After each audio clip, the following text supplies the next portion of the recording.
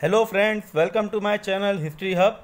कला और संस्कृति की जो श्रृंखला हम चला रहे हैं, आज उसका ये चौथा लेक्चर है जो होगा मौर्य उत्तर काल की कला के ऊपर, यानी कि जो मौर्य हैं उनके बाद की जो कला है।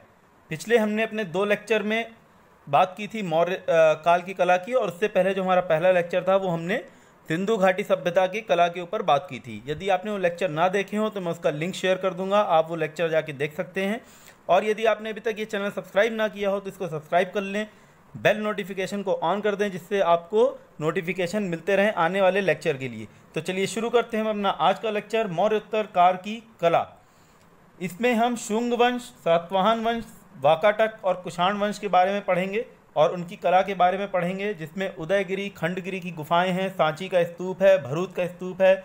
उसके मुख्य तथ्यों को जानेंगे हम, उसकी बनावट के बारे में जानेंगे। अमरावती स्तूप और अमरावती की कला शैली जो है उसके बारे में देखेंगे। नागार्जुन कोंडा का स्तूप देखेंगे। गंधार कला शैली और मथुरा कला शैली जो कि बहुत महत्वपूर्ण है। गंधार आर्ट, मथुरा आर्ट, शुंग काल के समय, कुषाण काल के समय इसमें बहुत सारे परिवर्तन आते हैं, उसको हम देखेंगे। तो इस पूरे लेक्चर को, जो मौर्योत्तर काल का जो लेक्चर है, इसको हम 2 भागों में पढ़ेंगे। आज हम अपने पहले भाग में उदयगिरी, खंडगिरी की गुफाएं, सांची स्तूप, भरूच स्तूप और अमरावती और नागार्जुन कोंडा का स्तूप पढ़ेंगे। हम अपने अगले लेक्चर में गंधार कला शैली और मथुरा कला शैली के बारे में पढ़ेंगे। तो चलिए शुरू करते हैं हम अपना आज का जो हमारा विषय है, उदयगिरी, खंडगिरी की गुफाएं, सांची का स्तूप, भरूच का स्तूप और अमरावती और नागार्जुन कोंडा का स्तूप। सबसे पहले हम देख लेते हैं जो इस शुरुआत होती है कला की मौर्योत्तर काल में, उसका विकास किस तरह से हो रहा है। इस युग में ज़्यादातर कृतियाँ राजकीय सहयोग की अपेक्षा जन सामान्य के योगदान से बनी। तो ये एक महत्वपूर्ण तथ्य है यहाँ पे। जैसे हमने देखा था जब हमने मौर्य कला के बारे में पढ़ा था, तो उसके ऊपर राजकीय जो अधिकार था वो अधिक था, वो सारे के सारे राजकीय उसके अंदर बन रही थी, उनमें राजकीय प्रभाव ज़्यादा था और जन सामान्य का योगदान कम था। तो यहाँ पे अब थोड़ा सा उल्टा होता है और साथ ही स्वतंत्र मूर्तियाँ भी बनना शुरू हो जाती हैं।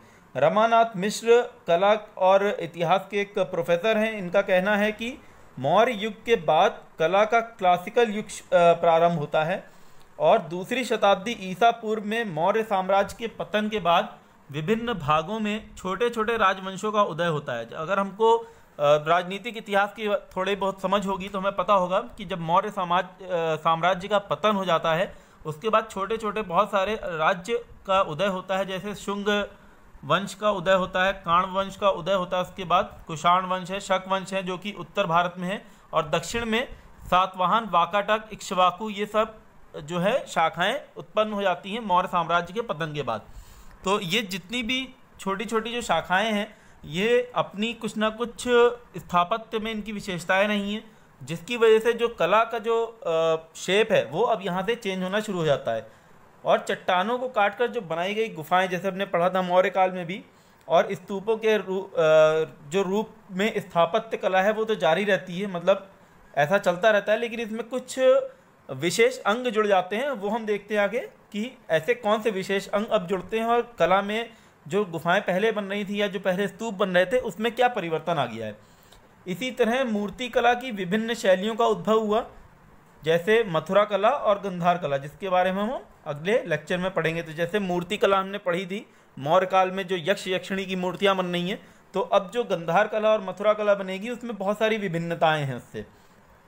इस तरह कला का जो स्थानीय देश के स्थान पर भौगोलिक विस्तार के कारण सर्वदेशीय रूप उभरने लगता है, और जिसके अंतर्गत मध्य में सांची और भरूच, उत्तर पूर्व में बोधगया और उड़ीसा के क्षेत्र, दक्षिण में अमरावती, नागार्जुन कोंडा और पश्चिम में काले और भाजा। अब ये पश्चिम यानी कि बात कर रहा है महाराष्ट्र की, जहाँ पे काले और भाजा चैत्य का निर्माण हुआ है, काफ़ी स्तूप और गुफाओं का निर्माण यहाँ से शुरू हो जाता है। स्तूप निर्माण में जो विकास का क्रम है वो कुछ इस प्रकार है। जब हमने देखा था मौर्य काल में स्तूप बन रहे हैं तो वो काफ़ी छोटे और ईंटों से बनाए थे। अशोक के समय में 84,000 स्तूपों का बनने का वर्णन मिलता है हमको, और जो मौर्योत्तर काल है उसमें स्तूप अधिक विशाल और अलंकृत हो गए हैं। ईंट के स्थान पर अब पत्थर, ईंट का जो स्थान है वो अब ले लिया है किसने, पत्थर ने ले लिया है, प्रयोग अधिक किया जाने लग गया। और अलंकृत प्रवेश द्वार, यानी जिसको हम तोरण बोलते हैं, गेटवे बोलते हैं, एंट्री गेटवे बोलते हैं, तोरण बोलते हैं, वो अलंकृत यानी कि बहुत ज़्यादा डेकोरेटेड हो गए हैं, और इनका निर्माण आरंभ हो गया है। और जो मौर्य काल का जो स्तूप था उसमें कोई तोरण द्वार हमको नहीं देखने को मिलता। अब यहाँ से जो सातवाहन और शुंग काल की जो कला है, यहाँ पे तोरण का निर्माण शुरू हो जाता है। इन्हें जटिल आकृतियों और पैटर्न के साथ उत्कीर्ण किया गया है और ये ग्रीक प्रभाव का साक्ष्य है। मतलब इस पे दिखाता है कि थोड़ा बहुत इसमें ग्रीक प्रभाव है। हालांकि जो कला है ये पूर्ण रूप से भारतीय है, लेकिन ये जो पैटर्न इसमें बनाए गए हैं, ज्यामितीय आकार जो बनाए गए हैं, वो कहीं ना कहीं ग्रीक प्रभाव को दर्शाते हैं। हमने पिछले अपने लेक्चर में आपको बताया था इसके बारे में बहुत सारी चीज़ें, थोड़ा सा रिवीजन कर लेते हैं जिससे आपको अभी आगे समझ में आएगा अच्छे से। ये तोरण द्वार है, जैसे गेटवे आपको दिख रहा होगा, बने हुए 2 खंबे हैं, उसके ऊपर चार दिशा में एक एक गेटवे है। ये सांची में आपको देखने को मिलेगा, चारों दिशाओं में एक एक गेटवे, उत्तर पूर्व दक्षिण। और ये जो इसकी बाउंड्री, आउटर बाउंड्री है, इसको बोला गया है वेदिका। आउटर बाउंड्री यानी कि रेलिंग जिसको बोलते हैं, उसको बोला गया है वेदिका। और जो इंटरनल बाउंड्री है इसको बोला गया है मेदी। और इसके जो बीच का एरिया है यही है आपका प्रदक्षिणा पथ। प्रदक्षिणा पथ है जिसमें आप घूम के चारों तरफ उसके प्रदक्षिणा करते हैं। और ये जो गुम्बद है जिसको मैंने गुम्बद बताया, वो इसको बोला जाता है, अगर स्तूप की भाषा में हम बात करें तो इसको बोलते हैं अंड। और इसके ऊपर आपको मिलेगी हर्मिका, चौकी एक रखी हुई है हर्मिका। और जहाँ पे हर्मिका के नीचे, ठीक नीचे जो अंड से अगर आप देखें, हर्मिका काफ़ी ऊपर है, ऊंचाई पे है, लेकिन जो पवित्र सामग्री है वो रखी जाती। पवित्र सामग्री का मतलब है कि बुद्ध के अवशेष, अस्थि अवशेष होंगे, नहीं तो उसके पात्र होंगे। और जैसा कि हमें पता है कि 84,000 जो स्तूप बनवाए अशोक ने, तो जो बुद्ध के पहले स्तूप बनाए गए थे, 8 स्तूप जो बनाए गए थे उसके अस्थि अवशेषों पे बनाए गए थे। और 9वां स्तूप जो है वो उस बर्तन को रख के बनाया गया था जिसमें उसके अवशेषों को एकत्र करके रखा गया था। तो जब अशोक ने 84,000 स्तूप बनाए तो ऐसा उल्लेख मिलता है कि उसने जो पहले जो स्तूप में जो अस्थियां रखी गई थी उनके सभी अवशेषों को निकाल के इन 84,000 स्तूपों में बांट दिया, उसको स्थानांतरित कर दिया। तो ये जो विशेष सामग्री है वो अशोक के वो बुद्ध से संबंधित है, या तो उनके अस्थि अवशेष या उनके इस्तेमाल की हुई वस्तुओं से संबंधित है। तो ये यहाँ पे रखी जाती थी मध्य में। और ऐसा इनकी मान्यता है कि उसको रखने से कुछ ना कुछ पॉजिटिव एनर्जी निकल के आएगी, जिसकी वजह से जो वातावरण है वो पॉजिटिव हो जाता है। तो ये पूरा जो कॉन्सेप्ट है इनका स्तूप बनाने का वो यही है कि जैसे हम समाधि बनाते हैं, किसी बड़े नेता जैसे महात्मा गांधी की समाधि बनी है, और इससे पहले अगर हम देखें तो भक्ति या सूफी आंदोलन में अगर हम जाएं तो वहाँ पे भी बहुत सारे उनकी खानकाह और दरगाह बनाई जाती है। तो उसका उद्देश्य यही होता था कि क्योंकि वो पवित्र आत्मा है तो उनके जो अवशेष बचे हैं उससे भी कुछ ना कुछ पॉजिटिव एनर्जी निकलेगी। तो इसके ऊपर अगर आप देखें तो हर्मिका के ऊपर छत्र सा बना हुआ है, मतलब एंटीना जो बना है इसको छत्र बोला जाता है।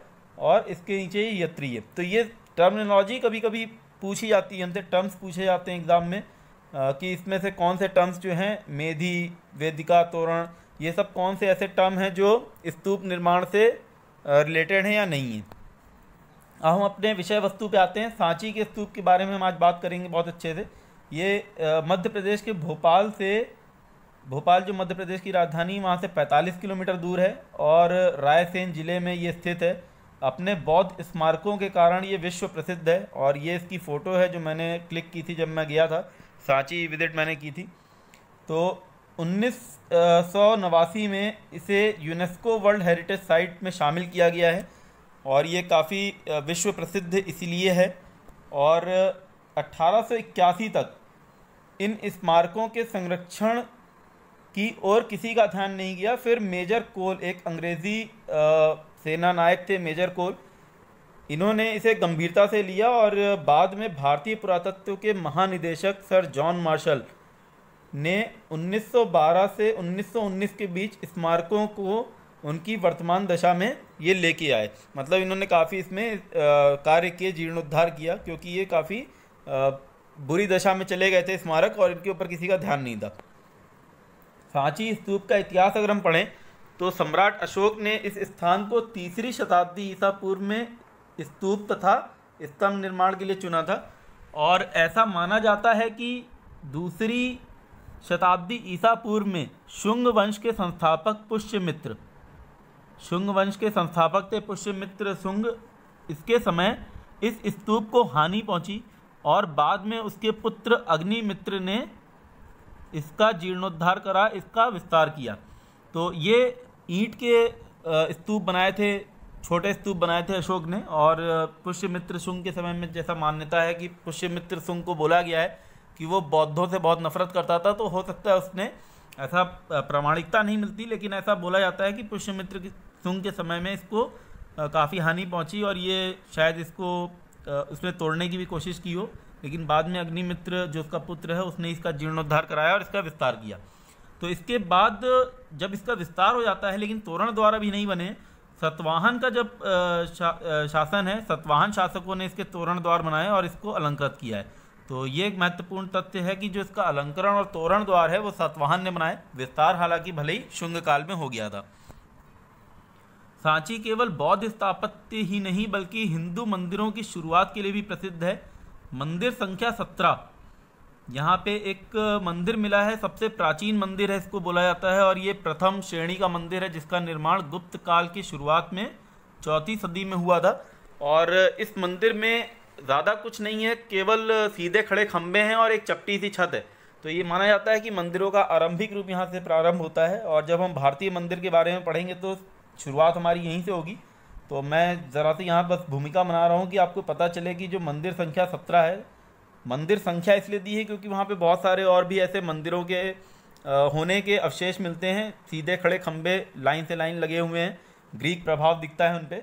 और संख्या 17 बोला है क्योंकि और भी बहुत सारे मंदिर और स्तूप, इसमें जो हम अभी जो बात कर रहे हैं वो महास्तूप की बात कर रहे हैं। इसके अलावा भी और भी स्तूप यहाँ पे मिले हैं। ये जो स्तूप है, इसको जो हम जिसकी बात कर रहे हैं, ये है स्तूप संख्या नंबर 1। इसके अलावा और भी स्तूप मिले हैं, स्तूप संख्या 3, 4 और 5 संख्याएं दी हुई सबको, इसलिए इसको नंबरिंग किया हुआ है। इससे ये कहना कठिन है कि अब क्योंकि यहाँ पे प्राचीन मंदिर के भी साक्ष्य हमको मिलते हैं बौद्धों के साथ, तो और कुछ समय के बाद यहाँ पे बौद्ध संस्कृति की विलुप्ति हो जाती है, तो इसलिए ये कहना कठिन है कि बौद्धों ने इस स्थान को स्वयं त्यागा या आंतरिक बल के अभाव में अपने अस्तित्व की रक्षा करने में असमर्थ रहे, या फिर बौद्ध संघ क्रमशः हिंदू धर्म में विलीन हो गया। तो ये यहाँ से निष्कर्ष निकाल पाना थोड़ा सा कठिन हो जाता है। तोरण द्वारों का निर्माण अगर हम देखें तो ये तोरण द्वार की फ़ोटो है, मैंने गूगल से निकाली है। ये सबसे पहले दक्षिण द्वार बनवाया गया था यहाँ पे, और इसके बाद उत्तर, उसके बाद पूर्वी और ये पश्चिमी द्वार बाद में बना। तो ये जो फ़ोटो है ये है हमारे पूर्वी द्वार की। पूर्वी द्वार में जैसे आप देख रहे हो कि 2 खंबे हैं बड़े बड़े, और ये तोरणों में चौपहल 2 खंबे हैं। मतलब ये चौपहल इसलिए बोला है कि वो चौकोर हैं एक तरह से, और इनकी ऊंचाई है 24 फीट। सूचियों के बाहर की ओर हाथियों की मूर्ति है जो मानो ऊपर की मूर्तियों को संभाले हुए हैं। जब यहाँ पे आपको हाथी दिख रहे होंगे, ये हाथी का अंकन है, ये हाथी का अंकन है, ऊपर और भी मूर्तियाँ बनी हुई हैं। तो ऐसा लग रहा है कि ये हाथी जो हैं ये ऊपर की मूर्तियों को संभाले हुए हैं। और यहाँ पे आपको यक्ष की भी प्रतिमा दिख रही होगी, अगर आप ध्यान से देखें तो ये यक्ष की एक प्रतिमा है। हर एक कोने में बाहर की तरफ यक्ष की प्रतिमा बनी है, ये बनी है एक, ये यक्ष की प्रतिमा है। तो जैसे मैंने आपको बताया था कि यक्ष और यक्षिणी का जो स्कल्पचर बनाते थे वो कहीं ना कहीं स्तूपों की सजावट में आगे चल के इस्तेमाल होता है, तो ये यहीं पे हमको देखने को मिल जाता है। और अगर आप ध्यान से देखें तो यहाँ पे आपको सिंह भी दिखेंगे बने हुए, जो कि अलग अलग दिशाओं में बैठे हुए हैं और धम्म का उद्घोष कर रहे हैं। तो ये जैसे सांची में हमने देखा, तो अब यहाँ पे हमको केवल एक सिंह दिख रहा है। इस तरह से एक स्तंभ भी है जिसमें केवल एक सिंह है। 4 सिंह जो पीठ से पीठ सटाए बैठे हैं वो हमको सारनाथ में मिले हैं। अब यहाँ पे ये पूरा का पूरा जो तोरण है ये काफ़ी अलंकृत है और इसमें बहुत ज़्यादा कलाकृतियाँ भी हैं, और हमको इसमें शाल भंजिकाएँ भी देखने को मिलती हैं। सांची के तोरण के दृश्य, चित्र एवं अलंकरण को निम्नलिखित वर्गों में बांटा जा सकता है। अब ये कौन कौन से ऐसे वर्ग हैं जिनमें इनको बांटा जा सकता है, मतलब ये जितने भी स्कल्पचर बने हैं ये कहीं ना कहीं किसी न किसी चीज़ से जुड़े हैं, और इस वजह से इनको भागों में बांटा गया है पढ़ने के लिए। कुछ ऐसे हैं जो जातक कथाओं के दृश्य हैं। जातक कथाएं मतलब वो हैं जो गौतम बुद्ध के पूर्व जन्मों से संबंध रखती हैं। बौद्धों में ऐसा विश्वास था कि बुद्धत्व प्राप्त, यानी कि जो एनलाइटनमेंट है जिसको बुद्धत्व बोलते हैं, उसकी प्राप्ति करने के लिए गौतम बुद्ध को भी पशु पक्षी से लेकर मानव जीवन तक की असंख्य योनियों से गुजरना पड़ा था। तो ये जितनी भी असंख्य योनियों से जो गुजरे हैं वो गौतम बुद्ध, उनकी पूरी की पूरी जो कहानियाँ हैं उनको हम बोलते हैं जातक कथाएँ। हालांकि जातक कथाएँ जो हैं 500 से भी ज़्यादा हैं, हमको सारी पढ़ने की भी ज़रूरत नहीं है और हमको देखा जाए तो पढ़ने की भी ज़रूरत नहीं है, लेकिन इतना पता होना चाहिए कि जातक कथाएँ होती क्या हैं। आगे चल के जब हम बुद्धिज़्म के ऊपर लेक्चर करेंगे तो इसके बारे में थोड़ी बहुत बात करेंगे। और जब अजंता की गुफाओं के चित्र जब हम देखेंगे तो कुछ जातक कथाओं के अंकन वहाँ भी हैं, उसमें से हम एक दो जो महत्वपूर्ण हमारे एग्ज़ाम के पॉइंट ऑफ व्यू से हैं उन जातक कथाओं के बारे में बात करेंगे। इसके अलावा जो दूसरा वर्गीकरण है वो है गौतम बुद्ध के जीवन के दृश्य। मतलब यहाँ पे कुछ ऐसे स्कल्पचर मिले हैं, ऐसा मूर्ति जो बनाई गई हैं वो कुछ इस तरह से बनाई गई हैं जो गौतम बुद्ध के जीवन के दृश्यों को दर्शाती हैं। इसके अलावा है बुद्ध के अनुगामी रूप में कुछ देवताओं के दृश्य और पशु पक्षियों और वनस्पतियों का निरूपण।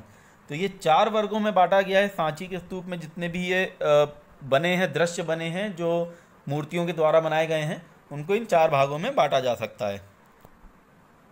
अब हम बात करते हैं भरूच के स्तूप की। दूसरा स्तूप है हमारा जिसको 1873 में जनरल कनिंघम ने यहाँ एक बड़े बौद्ध स्तूप का अंकन पाया है। तो यहाँ से सीधा सीधा क्वेश्चन बनता है ऑब्जेक्टिव, भरूच के स्तूप को किसने खोजा था? वो जनरल कनिंघम है। स्तूप के किले में मौर्यकालीन ईंटें प्राप्त हुई हैं, जिससे यह पता चलता है कि स्तूप मौर्य काल से ही विद्यमान था और शुंग काल में इसका विकास और विस्तार हुआ। तो यहाँ पे भी हमको देखने को मिलता है कि जो स्तूप है वो मौर्य काल में बन गया था, लेकिन इसका जो विस्तार हुआ वो शुंग काल में हुआ। और इसके तोरण पर एक अभिलेख से पता चलता है कि इसका निर्माण शुंग काल में हुआ था। तो ये जो भरूच का स्तूप है ये भी मध्य प्रदेश में सतना जिले के अधीन है। सतना जिले में भरूच नाम का स्तूप बना हुआ है, वहाँ पे आप इसको देख सकते हैं जाके। और यहाँ पे जो तोरण है उसके अभिलेख में भी हमको ये पता चलता है कि ये शुंग काल में बना था, मतलब शुंग काल में इसका विस्तार हुआ तोरण का। बुद्ध के जीवन की कुछ घटनाओं का अंकन है जो भरूच में हमको देखने को मिलता है। तो जैसे हमने देखा कि सांची के स्तूप में भी बुद्ध के जीवन की घटनाओं का अंकन था, लेकिन यहाँ पे जो अंकन है उसमें से 4 मैंने यहाँ पे लिखे हैं, जिसमें से जो पहला है सबसे ज़्यादा इम्पोर्टेंट है। अनाथ पिंडक श्रेष्ठी द्वारा बुद्ध को जेतवन विहार का दान। ये एग्ज़ाम में पूछा जाता है बहुत बार, इम्पोर्टेंट फैक्ट है सबसे ज़्यादा, अभी तक ये कई बार आ चुका है एग्ज़ाम में। अनाथ पिंडक ने कौन सा विहार दिया, सीधा सीधा क्वेश्चन बनता है। और जेतवन विहार, इसका अंकन हमें कहाँ मिलता है? भरूच के स्तूप में मिलता है। तो श्रावस्ती में बुद्ध द्वारा चमत्कार, इसका भी यहाँ पे अंकन है। प्रसेनजीत द्वारा बुद्धचर्या और मूलचंद नाग द्वारा बुद्ध की सुरक्षा, इन 4 दृश्यों का यहाँ पे सबसे ज़्यादा महत्वपूर्ण अंकन है, जिसमें से सबसे ज़्यादा महत्वपूर्ण हमारा पहला वाला है, अनाथ पिंडक श्रेष्ठी द्वारा बुद्ध को जेतवन विहार का दान देना। इन दृश्यों की यह विशेषता है कि इसमें बुद्ध को मानवीय छवि में नहीं दिखाया गया, बल्कि जो बुद्ध हैं उनकी उपस्थिति को प्रतीकों के आधार पर दर्शाया गया है। जैसे बुद्ध का आसन हुआ, छत्र है, बोधि वृक्ष है, पद चिन्ह है, कमल का फूल है, उससे बुद्ध को दिखाया गया। अब ये जो बुद्ध का अंकन है मानवीय रूप में दिखाया जाना, ये अभी तक की कला में हमको देखने को नहीं मिल रहा। जब हम गंधार और मथुरा कला पढ़ेंगे आगे तो हम देखेंगे किस तरह से ये परिवर्तन आता है। जो शुंग काल में जो अभी कला चल रही है, इसमें हमको बुद्ध का अंकन केवल प्रतीक रूप में दिख रहा है, ना कि उनको मानवीय रूप में दिखाया गया है। अब हम पढ़ते हैं अमरावती का स्तूप। अच्छा, ये जो दोनों हमने अभी तक के स्तूप पढ़े, दोनों उत्तर भारत में थे। अब हम आगे के जो 2 स्तूप पढ़ रहे हैं, अमरावती और नागार्जुनकोंडा, ये दोनों के दोनों दक्षिण भारत में हैं। और अमरावती जो है आंध्र प्रदेश में स्थित है। अमरावती लगभग 200 वर्ष ईसा पूर्व सातवाहनों के समय आंध्र में इसका निर्माण हुआ। तो इसका निर्माण कराते हैं सातवाहन वंश 200 ईसा पूर्व। और ब्राह्मी लिपि में अभिलेखों में अमरावती का प्राचीन नाम हमको मिलता है धान्यकटक। तो ये एक महत्वपूर्ण तथ्य है, धान्यकटक जो है वो प्राचीन नाम है अमरावती का, भूलना नहीं है हमको। ये एग्ज़ाम में पूछा जाता है। और सातवाहन नरेशों के नाम भी इसमें पाए गए हैं।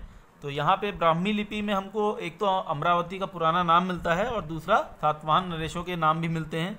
और कुछ अभिलेख 3री शताब्दी ईस्वी के इक्ष्वाकु राजाओं के काल के भी हैं, और एक अभिलेख में 5वीं शताब्दी के वाकाटक वंश का भी उल्लेख मिलता है। तो इस तरह से हमको ये पता चलता है कि जो अमरावती का स्तूप है, इसका निर्माण कार्य जो है बहुत लंबे समय तक चलता रहा है, 200 वर्ष ईसा पूर्व से लेकर और 5वीं शताब्दी तक, वाकाटक वंश तक इसका निर्माण कार्य चलता रहा है। तो इसमें बहुत ज़्यादा विभिन्नता है, और इसका जो इस पर प्रकाश डालने का जो श्रेय है वो जाता है 1797 में कर्नल मैकेंजी को। तो यहाँ से एक और ऑब्जेक्टिव प्रश्न बन सकता है। अमरावती के स्तूप से जुड़े हुए कर्नल मैकेंजी हो गए, भरूच के स्तूप से जुड़े हुए जनरल कनिंघम हो गए, और सांची के स्तूप से जुड़े हुए सर जॉन मार्शल। तो इस तरह से प्रश्न आते हैं। 1881 में एक अंग्रेज़ी अधिकारी थे बर्जेस, और 1905 से 1909 तक अलेक्जेंडर ने अमरावती का उत्खनन कराया और यहाँ से प्राप्त कलाकृतियों को देश विदेश के विभिन्न संग्रहालयों में भिजवा दिया। तो अब आप देख रहे हो किस तरह से अंग्रेज़ों ने न तो केवल यहाँ पे केवल धन को लूटा, बल्कि सांस्कृतिक जो उपलब्धियाँ थी, जो धरोहर थी, सांस्कृतिक धरोहर, उसको भी यहाँ से ले गए। और अभी ये बहुत सारे आपको जो सांस्कृतिक धरोहर हैं भारत की, वो लंदन के संग्रहालय में या फ्रांस के संग्रहालय में देखने को मिल सकती हैं। हालांकि इसमें से बहुत सारी मूर्तियों को चेन्नई के संग्रहालय और कोलकाता के संग्रहालय में भी भेजा गया था, लेकिन बहुत सारी ऐसी मूर्तियां हैं जो लंदन और फ्रांस के संग्रहालय भी भेज दी गई थी। भरूच के स्तूप के चारों ओर की वेदिका जो थी और तोरण दोनों अलंकृत थे भरूच के स्तूप में, और सांची में जो हमने वेदिका देखी वो बिल्कुल सादी है। अब सांची का जो आप स्तूप देखोगे तो यहाँ पे जो वेदिका है, ये वेदिका यानी जो रेलिंग है, ये एकदम प्लेन है, यहाँ पे कोई अलंकरण आपको देखने को नहीं मिलेगा। लेकिन जो भरूच का स्तूप है उसमें वेदिका और तोरण दोनों पे अलंकरण है। लेकिन जो अब ये जो हम स्तूप पढ़ रहे हैं अमरावती का, इसमें इसकी विशेषता ये है कि इसका जो स्तूप है उसी को अलंकृत किया हुआ है। जैसा कि फोटो में आप देख रहे होगे, जो स्तूप है उसको ही अलंकृत किया, उसी में ही बहुत सारे स्कल्पचर बना दिए हैं। जबकि सांची और भरूच के जो स्तूप थे उसमें कोई अलंकरण नहीं है, वो केवल ईंटों से बने हुए स्तूप हैं। तो ये थोड़ा सा यहाँ पे फ़र्क देखने को मिलता है अमरावती के स्तूप में। अब पढ़ते हैं हम नागार्जुन कोंडा का स्तूप। अमरावती से करीब 95 किलोमीटर दूर उत्तर में कृष्णा नदी के बाएं तट पर नागार्जुन कोंडा पहाड़ी पर ये स्थित है, और इसीलिए इसको नागार्जुन कोंडा स्तूप बोला गया है। नागार्जुन पहाड़ी पर स्थित है, नागार्जुन कोंडा स्तूप इसीलिए बोला गया है। इसको इक्ष्वाकु शासकों द्वारा निर्मित किया गया था। तो यहाँ से एक प्रश्न बनता है, नागार्जुन कोंडा का निर्माण किस शासक द्वारा किया? इक्ष्वाकु। 1927 से 1997 के मध्य लॉग हर्स्ट के द्वारा यहाँ उत्खनन में बौद्ध मूर्तियों के साथ शिव कार्तिकेय की मूर्तियाँ भी प्राप्त हुई, जो कि दर्शाती हैं कि यहाँ पे बौद्ध कला के साथ साथ जो शैव धर्म का प्रचार है वो भी काफ़ी बढ़ा हुआ था। और मुख्य अंकन बुद्ध के जीवन से जुड़े, इसमें भी जैसे बहुत सारे अंकन ऐसे हैं जो बुद्ध के जीवन से जुड़े हैं, जैसे मार विजय, जन्म के साथ 7 डग भरना, प्रथम उपदेश आदि। अब जन्म के साथ 7 डग भरना ऐसा मान्यता है बुद्धिज़्म में कि गौतम बुद्ध जब जन्म लिए थे, तो जन्म लेते ही उन्होंने 7 कदम उन्होंने आगे बढ़ाए थे। और ये मार विजय जो है ये एक बहुत ही रोचक कहानी है, थोड़ा सा मैं चर्चा कर लेता हूँ इसके ऊपर। मार विजय ये बोला गया है, जो जैसे आप देखोगे हिंदू धर्म या किसी भी धर्म को आप ले लो तो उसमें सतन होता है, मतलब शैतान होता है, ऐसे ही बुद्धिज़्म में मार को बोला गया है वो शैतान है एक तरह का। और इसके बहुत सारी बड़ी सेना है जिसको बोला गया है इसकी सेना में कौन कौन है। तो इसकी सेना में ईर्ष्या है, इसकी सेना में जो आलस है वो है, इस तरह के जितने भी अवगुण हैं वो सारे के सारे इसकी सेना में निहित हैं। और जब गौतम बुद्ध तपस्या कर रहे होते हैं और बोधिसत्व को प्राप्त करने वाले होते हैं, उस समय मार आता है और उनको तरह तरह के प्रलोभन देता है जिससे वो अपनी तपस्या छोड़ दें। लेकिन गौतम बुद्ध उसके प्रलोभनों में नहीं आते और वो अपनी तपस्या पर अडिग रहते हैं। तब मार जो है उनसे पूछता है, प्रश्न करता है कि आप जो यहाँ पे इतना तप कर रहे हैं इसका साक्षी कौन है। तब गौतम बुद्ध अपने दाहिने हाथ की उंगलियों से धरती को स्पर्श करते हैं और धरती को अपना साक्षी मानते हुए बोलते हैं कि धरती मेरी साक्षी है और क्या मुझे ये अधिकार है। तो उस समय धरती पूरी गरज के साथ हिलती है और इससे गौतम बुद्ध की विजय मार्ग के ऊपर सिद्ध हो जाती है। और ये जो मुद्रा है गौतम बुद्ध की, जिसपे वो भूमि को स्पर्श कर रहे हैं, इसको भूमि स्पर्श मुद्रा कहते हैं। और ये आगे चल के काफ़ी बहुत ज़्यादा हमको मूर्तियों में दिखाई देगी कि बहुत सारी ऐसी मूर्तियाँ बनेंगी गौतम बुद्ध की। और जब आप कभी आगे चल के कभी कहीं घूमने जाएंगे, किसी स्तूप में देखेंगे, तो आपको बहुत जगह ऐसी उनकी मुद्रा, जो गौतम बुद्ध का जब मानवीय रूप में जब अलंकरण होने लगेगा, तो आपको देखने को मिलेगा कि गौतम बुद्ध की कई जगह इस मुद्रा में भी मूर्तियां बनाई गई हैं, जिसको हम बोलते हैं भूमि स्पर्श मुद्रा। तो ये पूरी कहानी मार विजय से जुड़ी हुई है। कभी कभी प्रश्न में पूछ लेते हैं, इसलिए मुझे लगा कि यहाँ पे ये चर्चा करना आवश्यक है। अब ये हमारे स्तूपों की कहानी खत्म होती है और अब हम बात करते हैं कुछ चट्टानों की काट कर बनाई गई गुफाएं, जैसे उदयगिरी और खंडगिरी की गुफाएं हैं। इस अवधि में गुफाओं को दो प्रकार अर्थात चैत्य और विहार का विकास हमको देखने को मिलता है। दो प्रकार की गुफाएं देखने को मिलती हैं, जो कि एक तो हैं जो मानवीय गुफाएं हैं, मानव ने बनाई हैं खुद, और दूसरी हैं प्राकृतिक गुफाएं। और ये जो गुफाएं हैं उदयगिरी और खंडगिरी की, ये बनाई हैं खारवेल ने। कलिंग का राजा है खारवेल, कलिंग किंग खारवेल है। उसके समय ये बनी है जब मौर्यों का काल खत्म हो जाता है और कलिंग पे खारवेल का राज आता है। खारवेल जो है ये तीसरा राजा है अपने वंश का। और ये जो गुफाएं बनी हैं ये दूसरी यानी कि 2nd सेंचुरी BC में बनी हैं, 2nd सेंचुरी BCE में बनी हैं। और बिहार ये जो गुफाएं बनी हैं ये जैन धर्म के लोगों के लिए बनी हैं। ये मैंने यहाँ पे गलती से बौद्ध लिख दिया है, हालांकि बौद्ध नहीं है, जैन भिक्षुओं के लिए बनी हैं ये गुफाएं, क्योंकि जो खारवेल किंग था वो जैन धर्म का प्रश्रयदाता था। तो ये जो गुफाएं बनी हैं इनको चैत्य और विहार, दो तरह की गुफाएं हैं। अब ये क्या हैं, चैत्य और विहार। विहार जो गुफाएं हैं वो आवासीय कक्ष होते थे, और जबकि जो चैत्य है वो प्रार्थना के लिए इस्तेमाल किए जाते थे। तो यहाँ से एक बार प्रश्न UPSC में आ चुका है प्री में 2012 या 13 में कि चैत्य क्या है और विहार क्या है। तो ये हमको याद रखना है, चैत्य और विहार जो हैं ये क्या टर्मिनोलॉजी इनकी क्या कहती है। तो जो विहार है वो प्रार्थना के लिए यूज़ होते हैं, और जो चैत्य हैं जो विहार हैं वो रहने के लिए इस्तेमाल किए जाते हैं, और जो चैत्य हैं वो प्रार्थना के लिए यूज़ किए जाते हैं। तो ये बौद्ध धर्म में ऐसा होता है। और ये गुफाएं बनी हैं उदयगिरी और खंडगिरी की उड़ीसा में, वर्तमान भुवनेश्वर के निकट। प्रथम और द्वितीय शताब्दी ईसा पूर्व कलिंग के राजा खारवेल ने इसका निर्माण कराया था। और इसके परिसर में मानव निर्मित और प्राकृतिक दोनों गुफाएं, जैसे मैंने बता दिया आपको, संभवतः जैन भिक्षुओं के निवास के लिए इन्हें बनाया गया था।